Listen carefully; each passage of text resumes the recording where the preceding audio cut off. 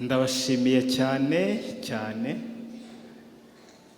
Amazina yanjye ni Samweli Munana. Mu marenga nkaba nitwa gutya.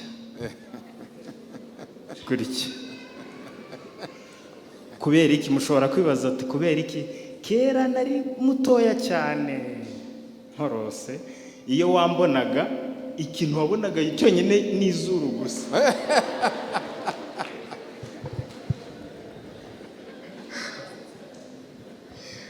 Niyo mpamvu rero abafite ubumuga bampaye iri zina. Ibyo kambe mbiretse. Haleluya. Imana ni nziza ibihe byose, iteka ryose. Mu by'ukuri ndashaka kumenya amateka y'umuntu. Hari inzira nyinshi umuntu acamo aho yavuye kugera ahageze ubu ngubu. Ngewe ubwanjye Samweli ndi mu bantu bashobora gutanga ubuhamya bwaho navuye, ko Imana ifite ibyikora bihambaye. Nanjye ndimo muri abo bafite amashimwe cyane. Naciye mu ngorane nyinshi cyane aho navuye kuva nkiri umwana kugeza ubu ngubu aho ngereye. Ariko uyu munsi wa none mpagaze neza, ndakora, nkora ubuvugizi bw'abandi duhuje ubumuga nk'ubwanjye, kugira ngo tubone uburenganzira nk'ubw'abandi, kuko buhonyorwa ubwacu cyane. Ariko ndashima Imana cyane ku bwa byinshi. Mbere y'uko nkomeza, ndashaka kuvuga ku bintu bibiri. Icya mbere, ndashaka kubereka umufasha wanjye.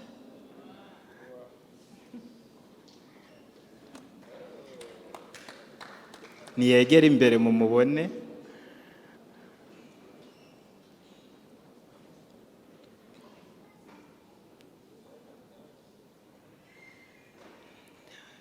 Uyu niwe mufasha wanjye.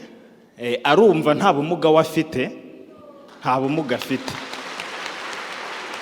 Ashobora kwivugira, abasuhuze, nawe muhereze ijambo abasuhuze.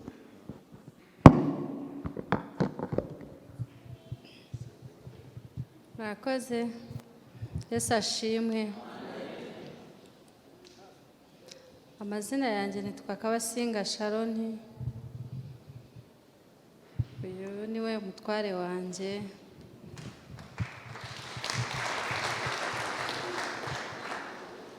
Dutuye Bugesera Kanzenze. Turashima Imana yemeye ko uyu munsi duhagarara hano. Mu by'ukuri inzira z'Imana zirenga 1000. Icyo nshaka rero gushima Imana, abantu benshi babona abantu bafite ubumuga bwo kutumva no kutavuga, bakumva ko atari abantu nk'abandi. Ariko mu by'ukuri ni abantu nk'abandi, ni abantu beza, ni abantu bagira urukundo.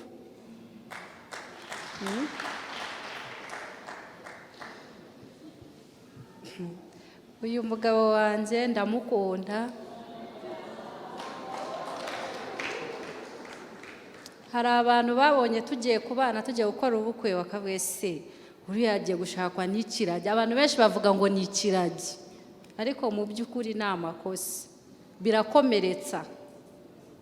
Wowe iyo ubyumvishije, hari nk'igihe abantu baza bakavuga, bakanyoboza ngo kwa kiragi, kandi ubwo barashaka uyu, ntabwo bazi ko ndi umugore we, bavuga ngo kwa kiragi ni hehe.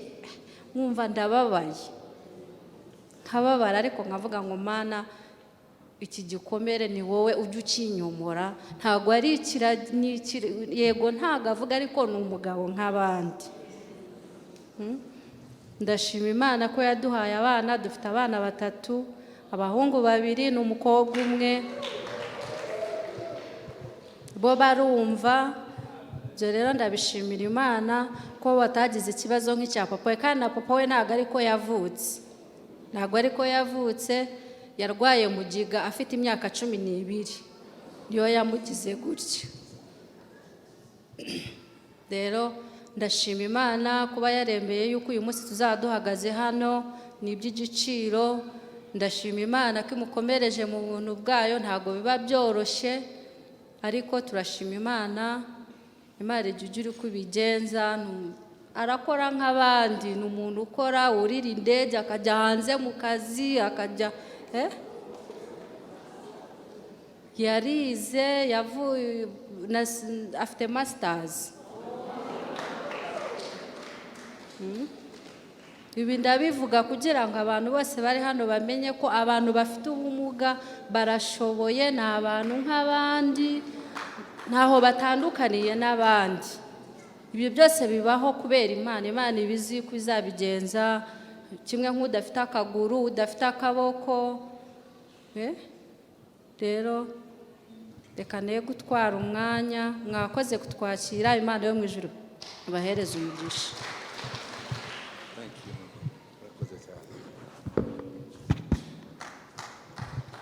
Murakoze cyane.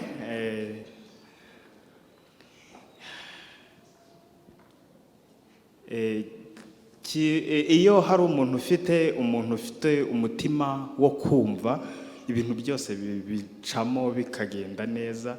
Ariko mbere ya byose Imana yishimira abana bayo iyo bakora ibintu byiza.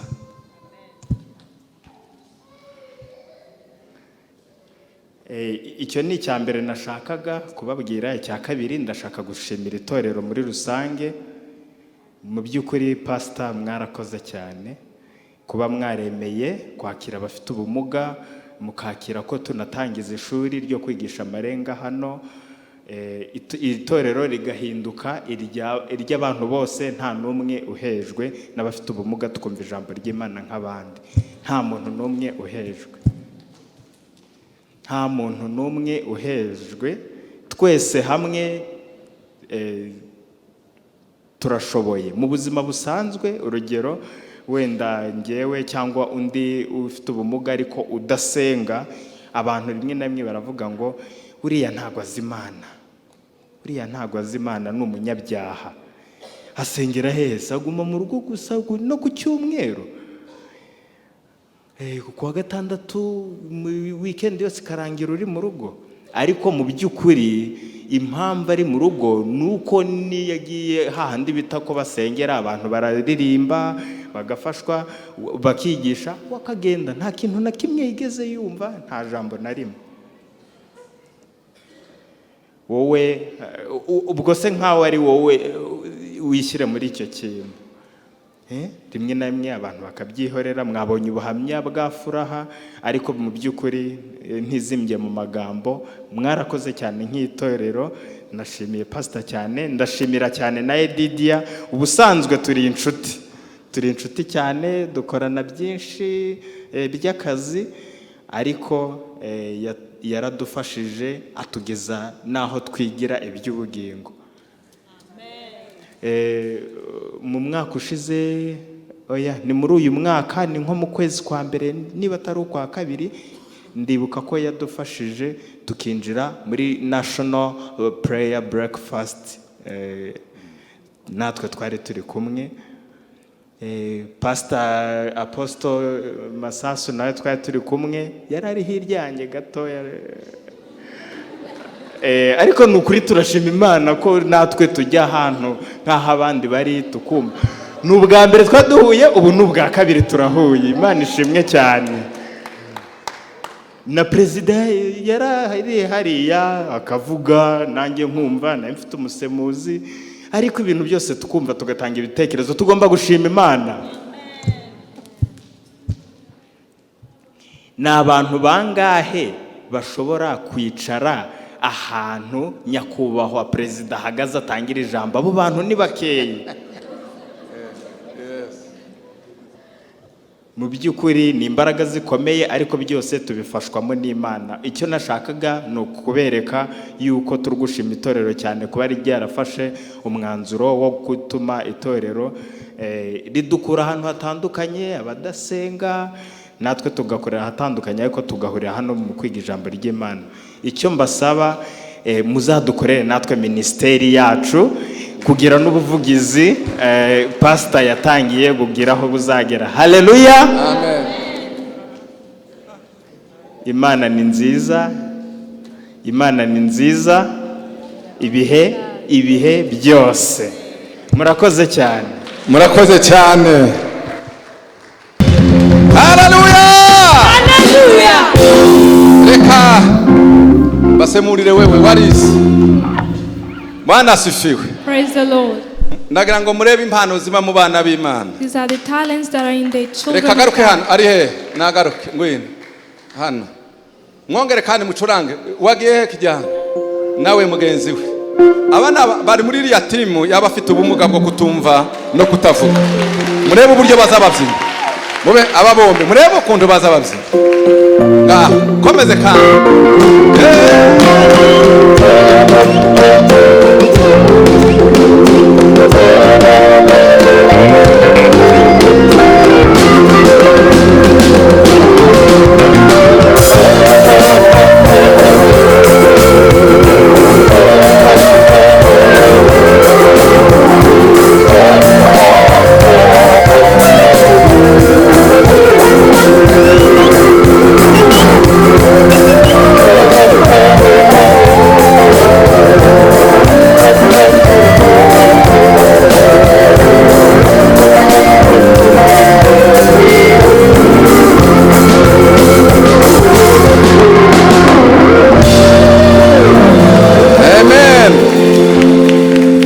Imana yacu tuyiha amashi menshi cyane. Reka nakire Furaha. Let me welcome Furaha. Atambuke hano imbere atanga ubuhamya. Let her come forward. Ndagira icyo mvuga mbere na I'll say teacher. something before she starts to give her testimony. Yes. Reka tubakirane amashi menshi cyane Let's welcome them dushima. with a great applause. Reka tambuke hano imbere.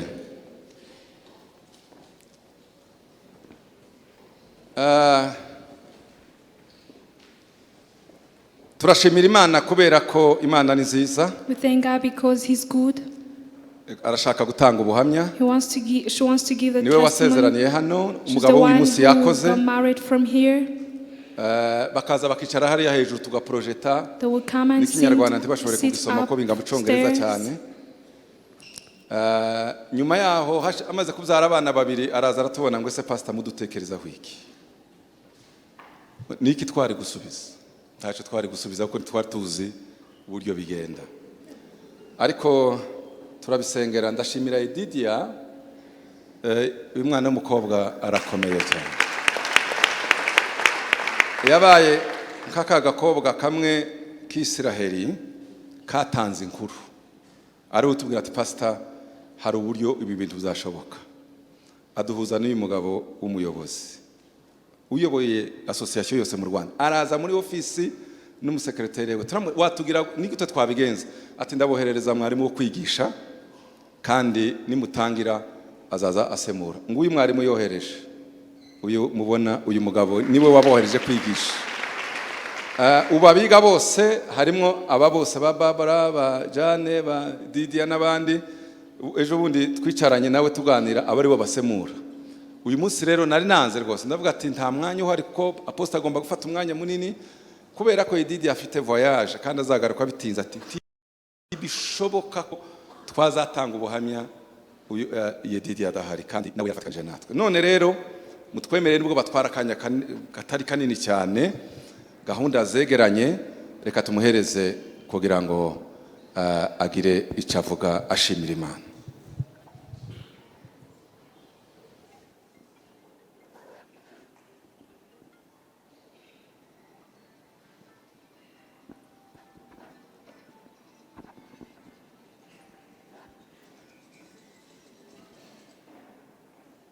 Turabashimira cyane ko mwaje gufatanya natwe. Agiye gutanga testimony kera ayakorewe ubukwe hano hashize imyaka 5 hano, ariko kumva ntabwo abashaka kumva akaza guterana hari ugusoma gusa topic. Dushaka topic dushaka ama verse agasoma nta kintu yumva, nta kintu yumva muri we.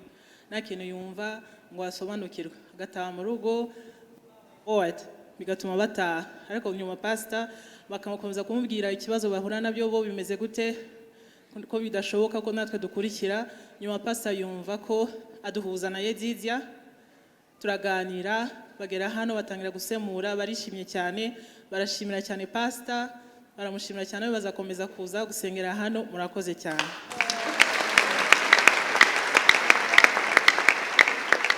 Yashaka kwakira, agiye kwakira Damascene, ari umwarimu wacu, agiye kudusobanurira ibyo tugiye gukora mu kanya. Murakoze.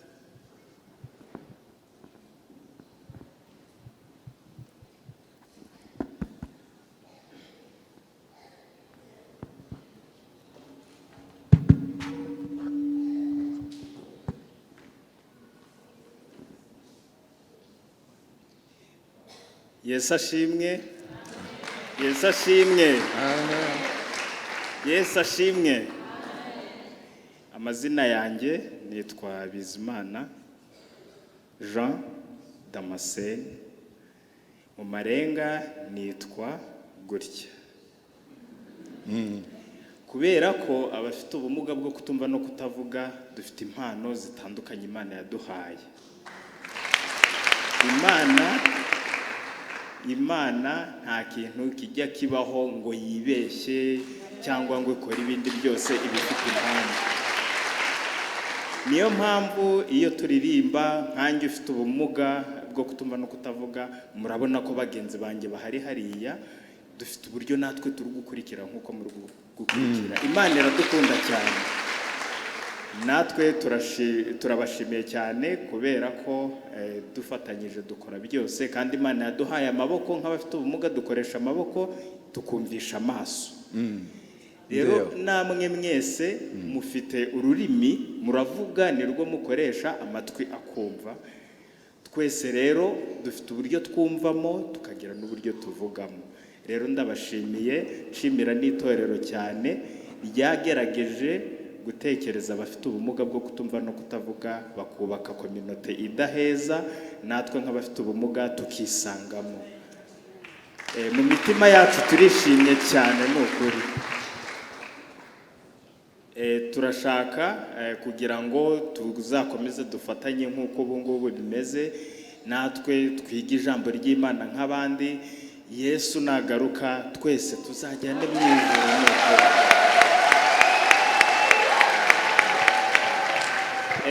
Mu by'ukuri ndashaka twese dufatanyije, nta kidashoboka, ariko byose bishoboka ari uko dukoresheje uburyo bwa communication, kumvikana. Mu isi hari ibibazo byinshi, hari imbogamizi, ariko mu ijuru nta bibayo. Ubu rero ndashaka kubereka byibuze akantu gatoya, uburyo dushobora gukoresha amarenga tukumvikana, kugira ngo kwa kundi tumeze hano mu isi tujye dushobora no kubana. Niba mbabajije ngo turi kumwe, ngewe ndakoresha amarenga mvuge ngo haleluya, noneho namwe muraza kunsubiza ngo amena, amena, amena. Ubu rero umusemuzi wanjye kambe muretse ngiye gukoresha amarenga.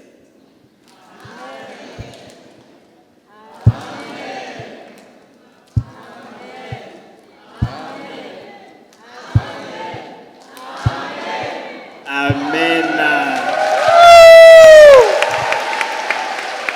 Nimvuga ngo turi kumwe, muraza kunsubiza ngo yego, yego, yego, yego, yego. Umusemuzi wanjye kanongere mureke. Yego. Murakoze cyane. Ubu ngubu rero hari agakino twabateguriye. Hari abafite ubumuga bwo kutumva no kutavuga, uburyo bagaragaza imbogamizi n'ibibazo bahura nabyo ahantu hagiye hatandukanye, cyane cyane nko kwa muganga iyo bashaka serivisi, mu muhanda, mu rugo, mu itorero, kuba batakumva ijambo ry'Imana. Mwebwe murabizi ijambo ry'Imana riruhura umutima. ariko imbogamizi duhura nazo cyane turashaka kuzibereka mu gakino, mugerageze mukurikire cyane, nimwumva mubyishimiye cyangwa se mwishimiye ibyo baberetse ntimukoma amashyi mu buryo busanzwe, kuko twebwe ntago amashyi tuyumva, kuko iyo ugize kuriya birasakuza, ariko twebwe ntago twabyumva. Ahubwo mwebwe mu cyimbo cyo gukoma amashyi kuko mwebwe mubyumva, kuko twebwe dukoresha amaso, muragira gutya. Iyo mugize gutya tuba tubibona ko mudushimiye. Iyo mbonye kuriya nanjye biranshimisha. Ka gakino ubwo ndatekereza ko mwiteguye, mufite amatsiko menshi yo kukareba. Mutega amaso, murakoze cyane, Imana ibahe umugisha.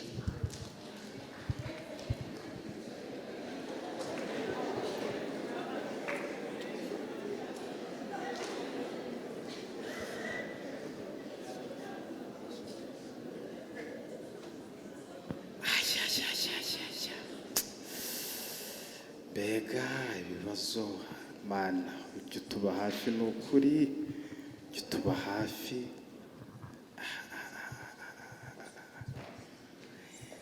Ahantu hose tugiye gusaba serivisi ntituzibona, ntitubasha kumvikana n'abaduhereza serivisi, ariko ibi ni ibibazo. Haba kwa muganga tugiye kwivuza ntitubona udusemurira, naba mvuye kwa muganga aho ngiye imiti sinzi uko nzayikoresha, ni ibibazo ni ukuri. Ewe Mana we, Mana turakwinginze ujye utuba hafi udufashe. Ese koko bizaca mu buhe buryo kugira ngo izi mbogamizi duhura nazo zizakemuke? Ninde wadukorera ubuvugizi? Ninde wadukorera ubuvugizi? Mbogamizi ni nyinshi. Kugira ubumuga we, abantu ntibakumve.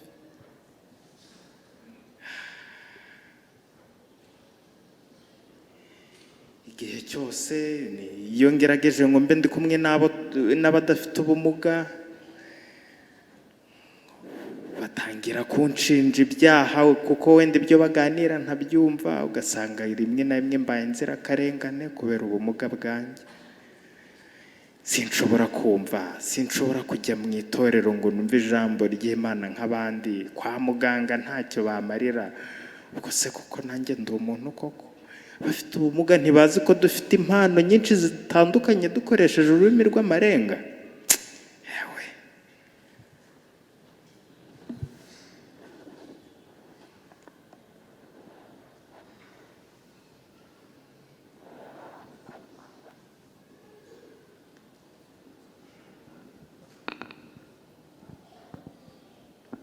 Songa, ngwino tugende twitegure tujye gusenga.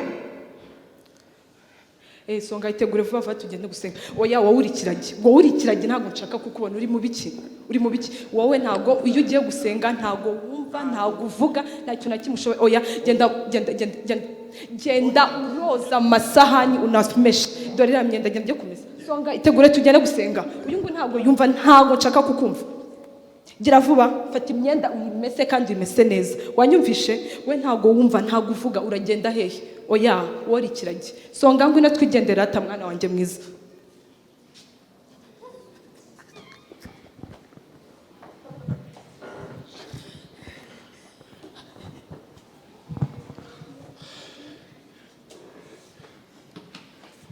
Tuvuye mu cyumweru cya serire wiki, ariko nge ntabwo nabashije kuvuga ubutumwa kandi babwirije muri quartier z'iwacu. Reka nanjye nce muri quartier ntange message mvuga ubutumwa bwa Yesu Kristo. Uwahera kuri uru rugo se? Mwiriwe abahano. Mwiriwe abahano. Ese ko mbona uru rugo rufunguye, reka nsunike ndebe. Wiriwe musore. Wiriwe neza. Yesu ashimwe. Se noneho ibi ndabigenzane ko mpuye n'ikiragi kandi nkaba ntari bugende ntabanje kukivugiriza ubutumwa bwa Yesu Kristo. Ntago ndi buva rwose ntakubwirije Yesu. Ndabigenzane wa Mana we wamfashije. uyu kiragise ndabigenza ne Mana yanjye muri iyi minsi ko mbona ibibazo ari byinshi ubundi abantu b'ibiragi tubabwiriza dute ko tuvuga ngo tuvuga ubutumwa ibiragi tukaba tutabasha kuvugana nabyo tuzabigenza gute kandi nabo bakwiye kumenya Yesu Kristo. Wiriwe mukobwa mwiza wiriwe neza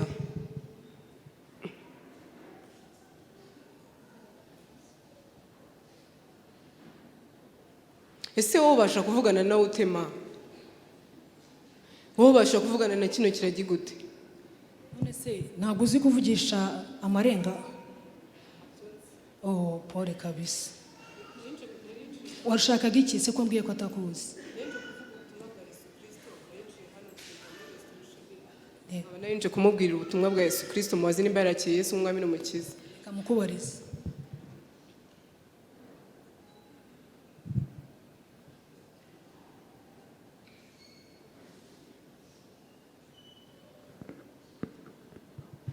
ndamukubarije arambwiye ngo yakiriye Yesu nk'umwami n'umukiza. Imana ishimwe cyane mumbwire ngo Imana imuhe umugisha. Ndishimye. Imana ibahe umugisha usigara amahoro narinjiye hano mvuga ubutumwa. Wamperekeza nkakubaza se? Urashaka kumbaza iki? Ndashaka kukubaza aho waba warabashije kwigira amarenga. Okay.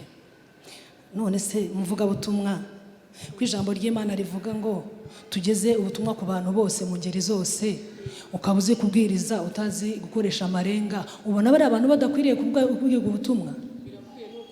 Umva rero nkubwire hano muri societe nyarwanda dukeneye kwiga amarenga.